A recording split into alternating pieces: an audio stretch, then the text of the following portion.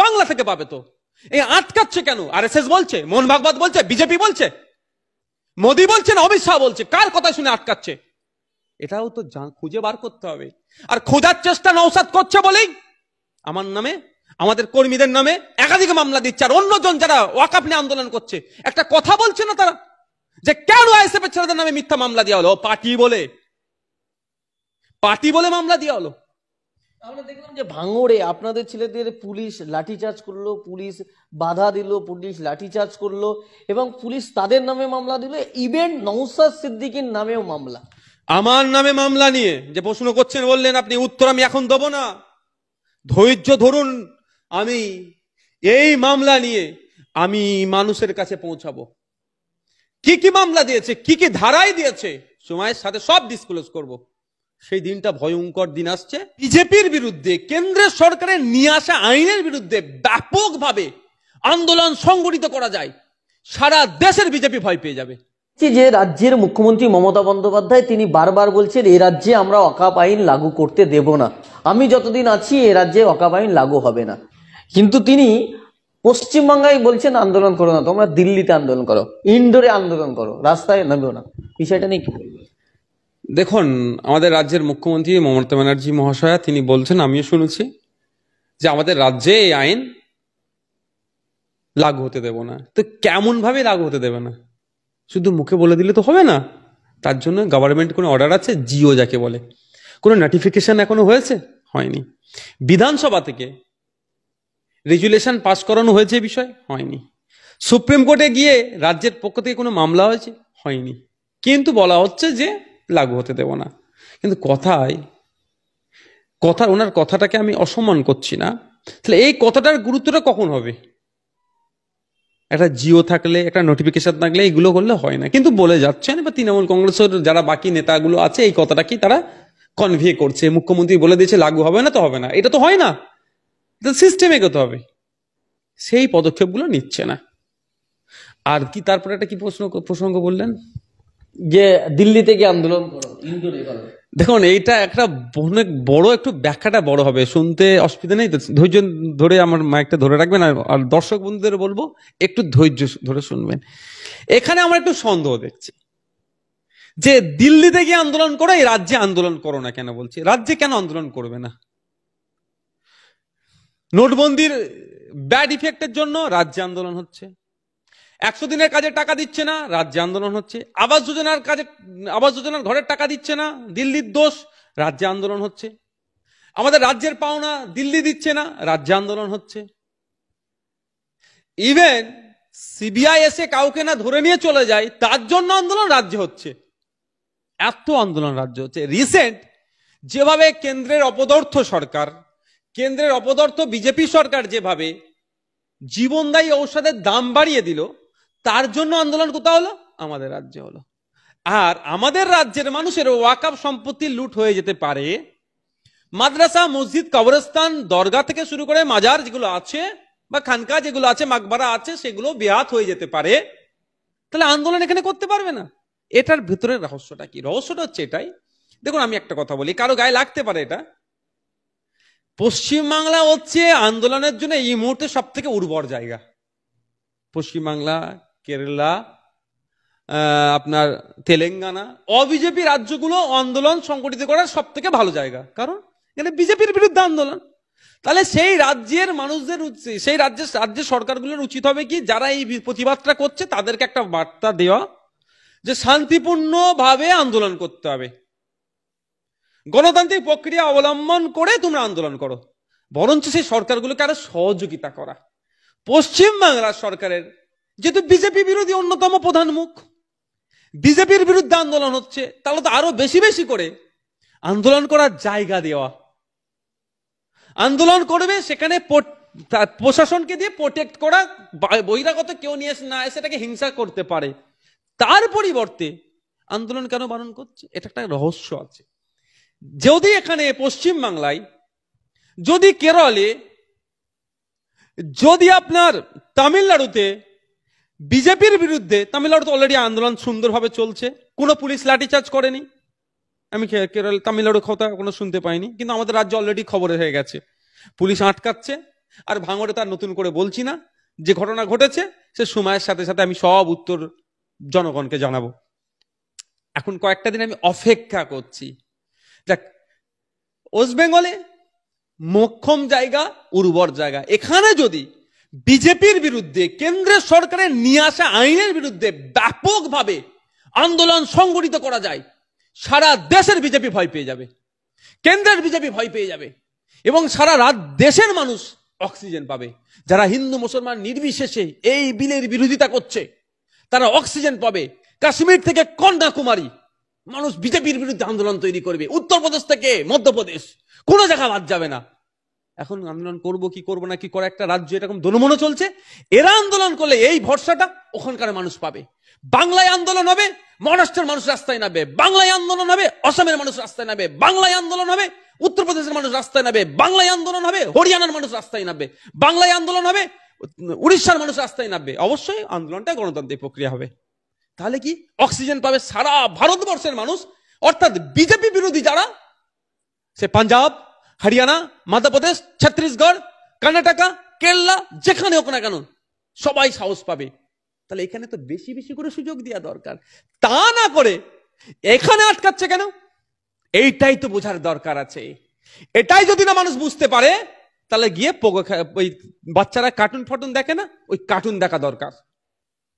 এখানটাই তো টুইস্ট, এখানটাই তো বোঝার জায়গা। কেন আমাদের রাজ্যে আটকাচ্ছে?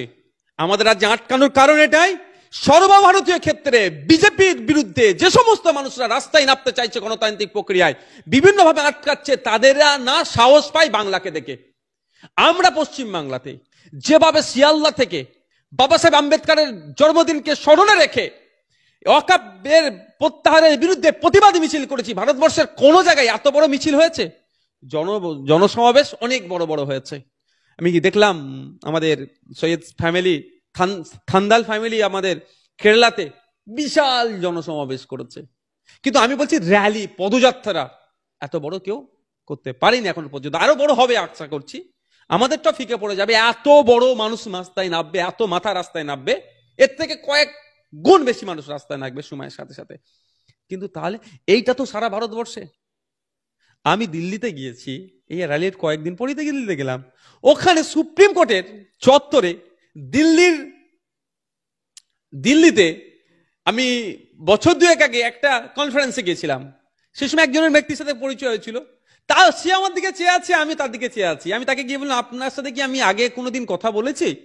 যতটুকু ভাঙা ভাঙা হিন্দি বলতে পারি। বলে, হ্যাঁ আপনি তো অমুক জায়গায় কনফারেন্সে এসেছিলেন। ও তখন উনি বললো যে আপনারা কি করেছেন বাঙ্গালে, পুরো একদম ন্যাশনাল মিডিয়া খবর হচ্ছে, বলছে हम लोग को थोड़ा ताकत मिला है। আমাকে বলেছে কোর্ট চত্বরে দাঁড়িয়ে বলছি, बोला आप लोग जो रैली निकाले ना, एवं पीसफुल रैली, हम लोग को थोड़ा ताकत मिला है।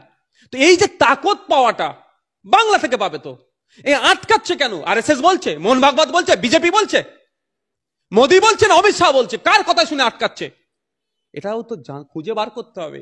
আর খোঁজার চেষ্টা নওশাদ করছে বলেই আমার নামে, আমাদের কর্মীদের নামে একাধিক মামলা দিচ্ছে। আর অন্যজন যারা ওয়াকফ নিয়ে আন্দোলন করছে, একটা কথা বলছে না তারা, যে কেন আইএসএফ এর ছেলেদের নামে মিথ্যা মামলা দেওয়া হলো? পার্টি বলে মামলা দেওয়া হলো। আমরা দেখলাম যে ভাঙড়ে আপনাদের ছেলেদের পুলিশ লাঠিচার্জ করলো, পুলিশ বাধা দিল, পুলিশ লাঠিচার্জ করলো, এবং পুলিশ তাদের নামে মামলা দিল। ইভেন নওশাদ সিদ্দিকীর নামেও মামলা। আমার নামে মামলা নিয়ে যে প্রশ্ন করছেন, বললেন আপনি, উত্তর আমি এখন দেবো না, ধৈর্য ধরুন। আমি এই মামলা নিয়ে আমি মানুষের কাছে পৌঁছাবো। কি কি মামলা দিয়েছে, কি কি ধারায় দিয়েছে, সময়ের সাথে সব ডিসক্লোজ করব। সেই দিনটা ভয়ঙ্কর দিন আসছে।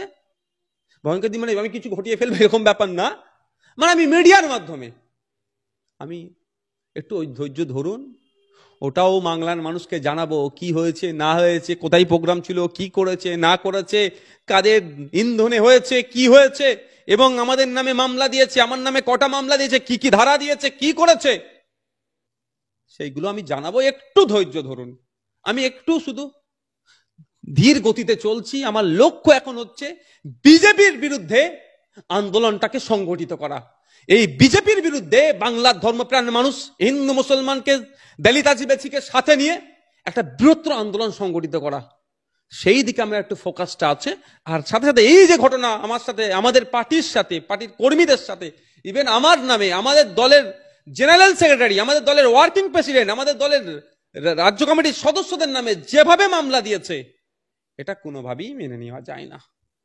যার কথা শুনে মামলা দিয়েছে, এটা তো কথা শুনেছে লোকাল 3-4টে গুন্ডামস্তান টাইপের নেতা আছে যারা, তাদের কথা শুনে পুলিশকে দিয়ে মামলা হয়েছে। তো তাদের যদি মনে হয় তাদের কথাতে রাজ্যের পার্টি চলাবে তৃণমূল কংগ্রেস, এর খেসারত গণতান্ত্রিক প্রক্রিয়াতে আমি দেব, তবে আমি দেবো, একটু ধৈর্য ধরছি।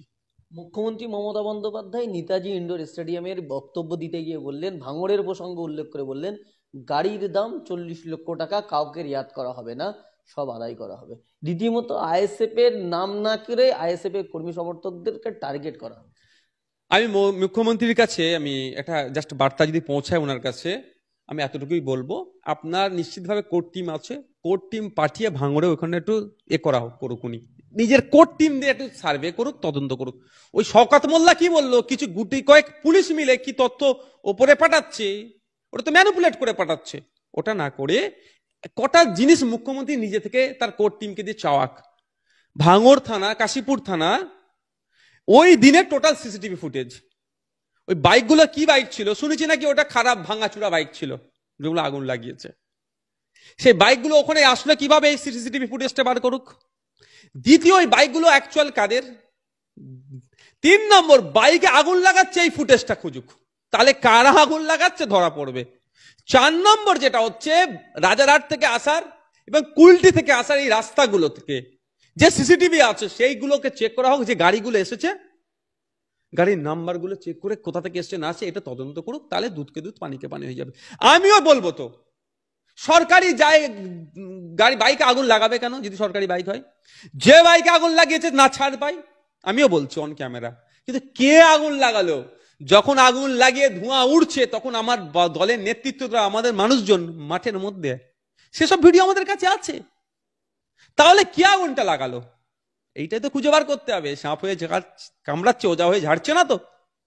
মুখ্যমন্ত্রীকে আধারে রেখে, অর্থাৎ তাকে আসল জিনিসটা না দেখিয়ে রাজনৈতিক ফায়দা নেওয়ার জন্য ওখান থেকে তোলা তুলে খাচ্ছে যারা, ওখানকার ওয়েটল্যান্ড মুজিয়ে দিচ্ছে, বুঝিয়ে প্রাচীর সময় বাড়ি বানাচ্ছে, আর আমি সেগুলোকে বারবার আটকাচ্ছি, এটা তো রিয়াকশন হতে পারে আমার বিরুদ্ধে। সেই জন্য মুখ্যমন্ত্রীকে আধারে রেখে আমাদের সম্পর্কে একটা বাজে বার্তা দেওয়ার জন্য মুখ্যমন্ত্রীকে অসত্য তথ্য দিয়েছে, হয়তো আমি মনে করি অসত্য তথ্য দিয়েছে। তাহলে খুঁজে বার করা দরকার, আগুনটা লাগালো কে।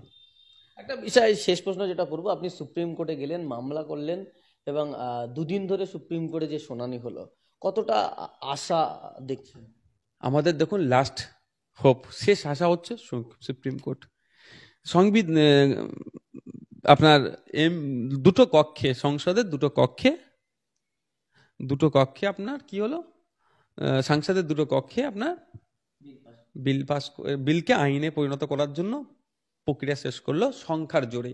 ওখানে বিরোধীদের থেকে যারা বক্তব্য রাখলেন, যে যুক্তি দিলেন, লজিক্যালি যেটা বললেন, সংবিধানকে সামনে রেখে যে কথাগুলো বললেন, একটাও গ্রাহ্য করলো না, সংখ্যার জোরে ভোটাভুটিতে পার করিয়ে নিল।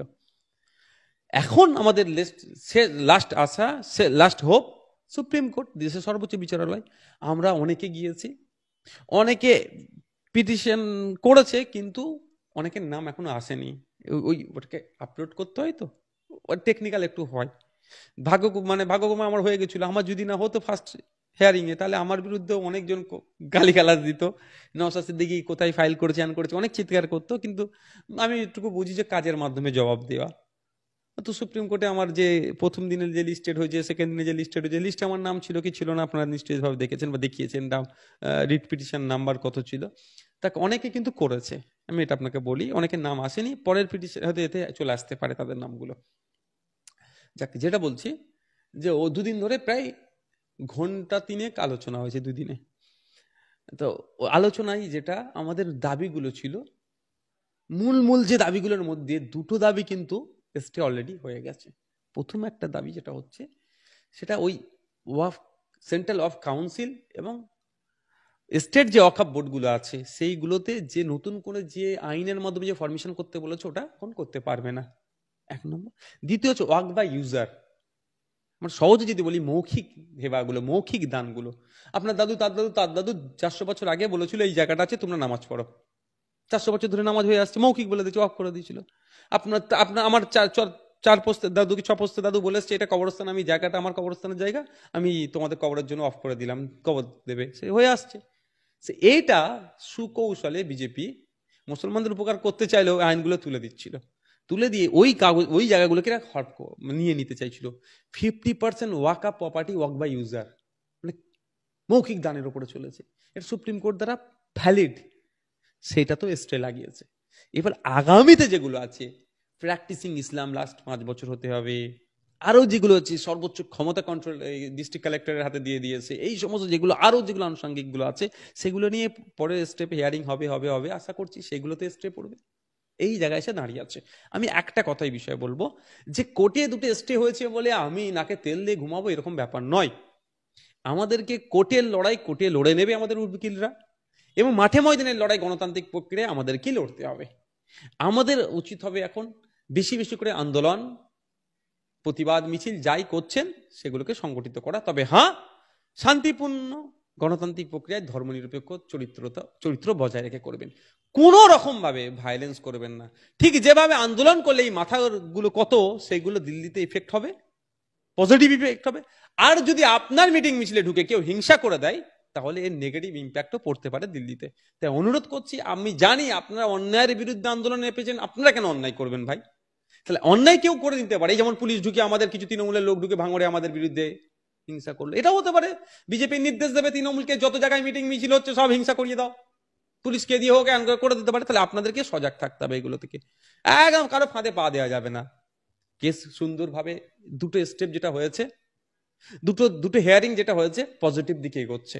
অনুরোধ করবো এটাকে পজিটিভ দিকে আরো এগিয়ে নিয়ে যেতে গেলে যদি যাই, তার জন্য আমাদের কিন্তু কোনো রকম হিংসায় পা গলানো যাবে না। আর একটা কথা, হিংসা দিয়ে কোনো রকম সমস্যা হয় না।